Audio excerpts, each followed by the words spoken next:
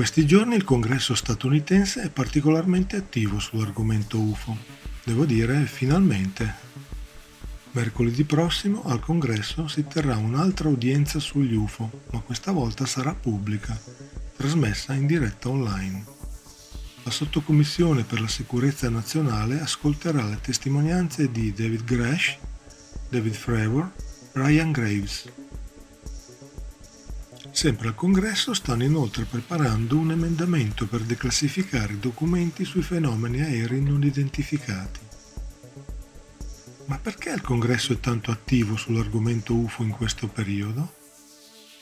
Evidentemente, le prove che alcuni parlamentari hanno potuto vedere e ascoltare a partire dal 2021, durante gli incontri riservati, sono state molto convincenti.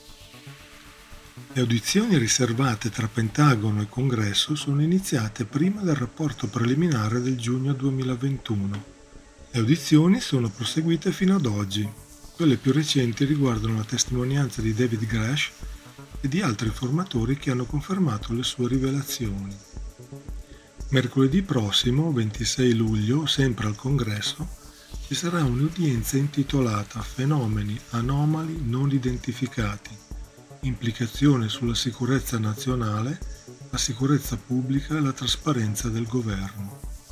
I testimoni che parteciperanno sono gli informatori che negli ultimi anni hanno rilasciato importanti rivelazioni sugli UFO e sulla copertura esercitata dal Pentagono su tale argomento.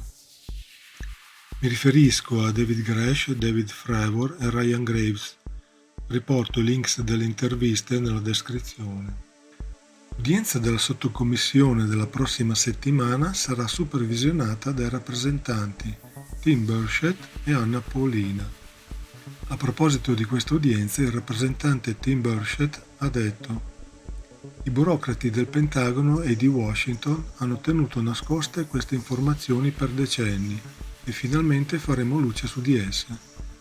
Stiamo coinvolgendo testimoni credibili che possano fornire una testimonianza pubblica perché il popolo americano merita la verità.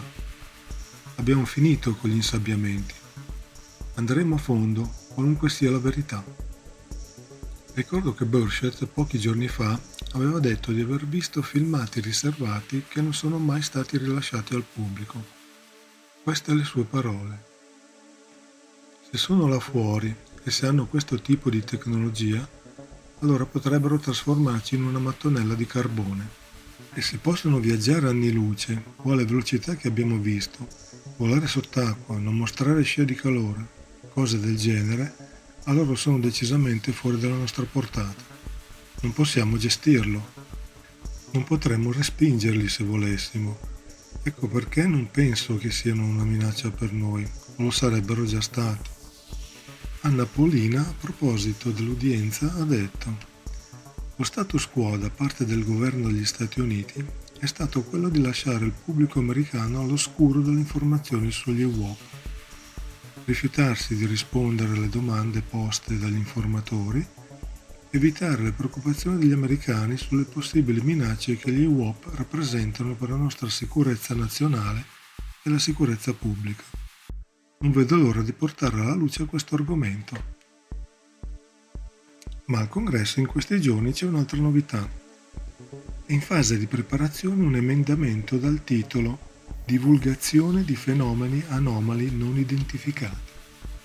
Il leader della maggioranza al Senato, Chuck Schumer, un democratico, ha collaborato con il senatore Mike Rounds, repubblicano, per forzare la divulgazione di informazioni sui fenomeni anomali non identificati, o UAP.